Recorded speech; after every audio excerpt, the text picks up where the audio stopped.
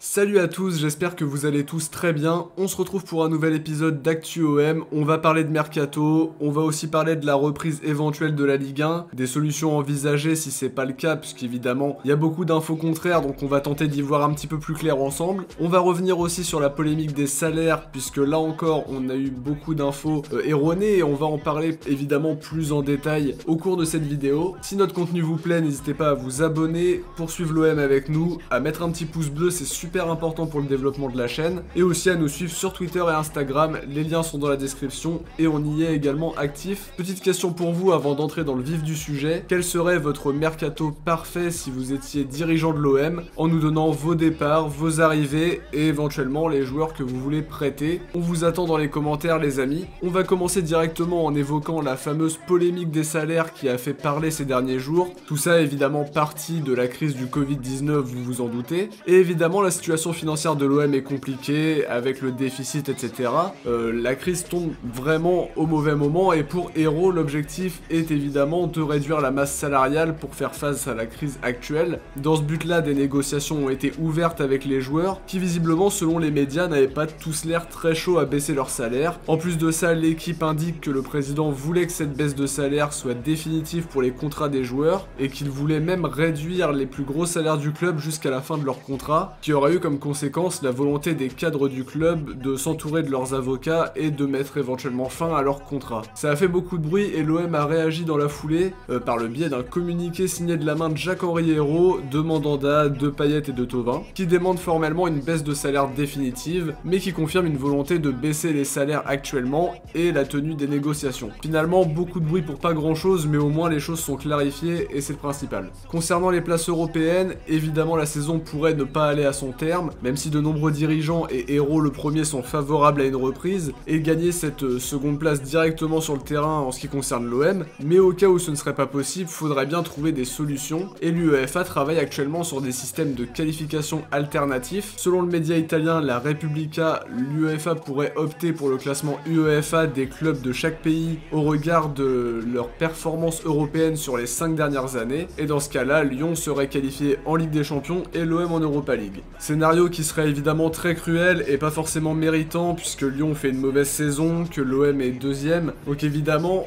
c'est une alternative qui ne nous plaît pas évidemment, mais pas de panique puisqu'a priori d'après l'équipe, l'UEFA devrait annoncer dès vendredi qu'il faut prendre en compte le classement actuel pour déterminer les qualifiés, donc on va attendre vendredi pour avoir des infos plus officielles, mais en tout cas ça a au moins le mérite de mettre un sacré coup à l'info balancée par la Repubblica. Ce serait aussi et surtout la meilleure solution puisque pour se qualifier c'est la saison actuelle qui compte, on va pas se baser sur le classement de la saison 91-92. En plus de ça, au sein de la LFP ça a discuté sur les modalités, une saison blanche a été totalement écartée et les directeurs généraux de Toulouse et de Lyon ont fortement agacé au sein de cette réunion, dans la mesure où Lyon n'est pas européen à l'heure actuelle, si le championnat s'arrête là, et Toulouse est promis à la relégation. Concernant les rumeurs mercato, pour Bounassar, Marca confirme l'intérêt du FC Séville, dont on a parlé dans l'épisode précédent, mais en plus de Séville, c'est l'Atlético Madrid qui serait aussi intéressé par le joueur. Selon les infos de Foot Mercato, l'Atlético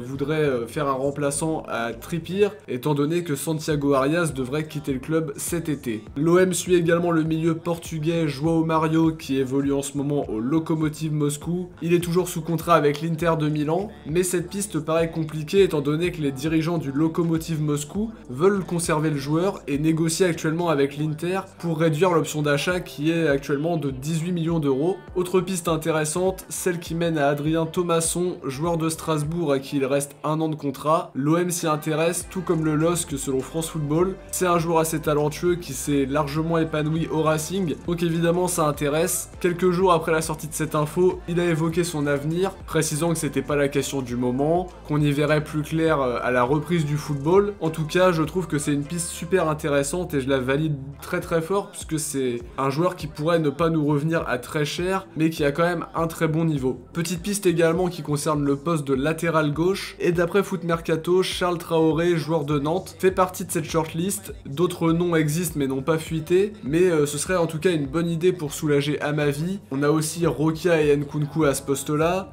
Rokia qui montre de belles choses à Sochaux, Nkunku qui joue toujours avec la réserve, etc.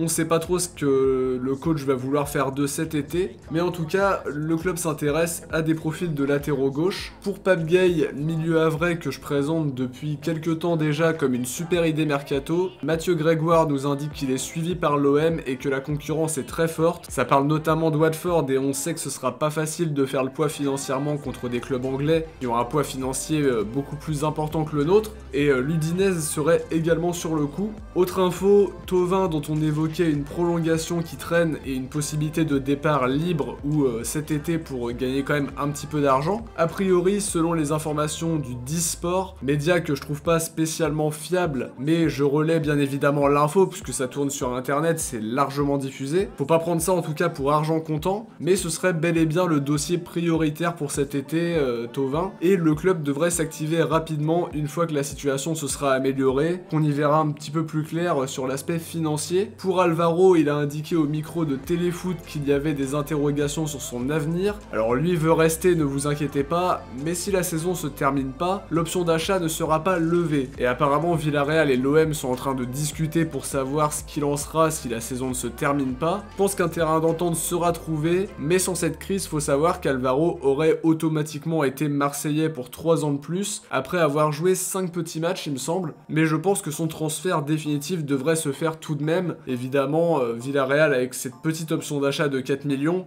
n'est pas un club qui a forcément envie de le garder absolument à la fin de son prêt, et l'OM semble satisfait et Alvaro se plaît à Marseille, donc ça devrait se faire sans trop de soucis. En tout cas, c'est déjà la fin de cette vidéo, j'espère qu'elle vous aura plu. N'hésitez pas à nous le dire dans les commentaires, ça nous encourage énormément. On se retrouve très vite pour une nouvelle vidéo. Ciao, portez-vous bien et surtout allez l'OM.